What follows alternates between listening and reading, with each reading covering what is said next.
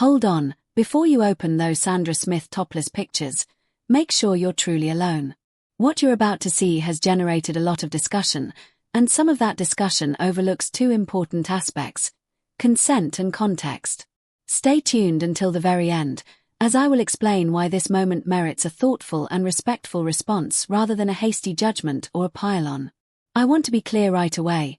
Sandra Smith is a professional who has worked as an anchor and camera reporter for years, and that employment is an integral part of her identity.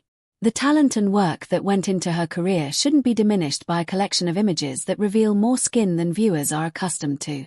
People respond quickly to sights like these. Some are horrified, some are protective, and some click and chuckle. But before you speak, take a moment to find out if she shared the pictures or if they were leaked.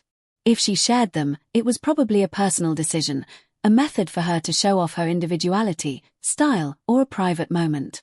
If they were leaked, calling out the infraction is the proper course of action because the harm lies not in the photograph but in the act of sharing without authorization. In any case, keep in mind that a single picture is just one frame. The life tale is not told in its whole. What we perceive is altered by lighting, angle, and editing. In the complete situation, a position that appears bold in a frozen image may have been creative or fun. A cropped snapshot can eliminate happy pals or an attractive scene that drastically alters the mood. For this reason, context is more important than the immediate response. Next, think about the double standard that is being applied. The discussion is frequently presented as empowerment or trend when younger celebrities display a lot of skin. Critics sometimes refer to it as inappropriate when someone more familiar with a professional role follows suit. That is unjust and exposes societal norms regarding what is appropriate for members of particular age groups or professions. Instead of using those restrictions as a means of humiliation, we ought to challenge them. Consider cost and privacy as well. Visibility comes at a cost for public personalities.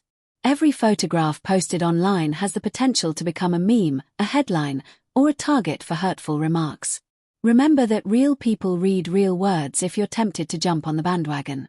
Cruel remarks come last. Talk about the image rather than the person's value if you want to have a conversation.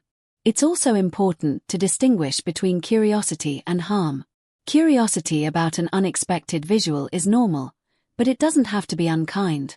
Without being critical, you can inquire as to why a picture was taken, who shared it, and how it affects the subject's public persona. If you are a fan, describe how the look altered your perspective or what you loved about it. If you are critical, concentrate on concepts rather than insults. Take a moment to consider how these photographs are handled by the media.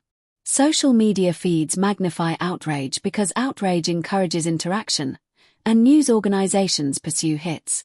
You have the option to stop feeding that engine. Provide thoughtful context if you share. Be nice when you comment.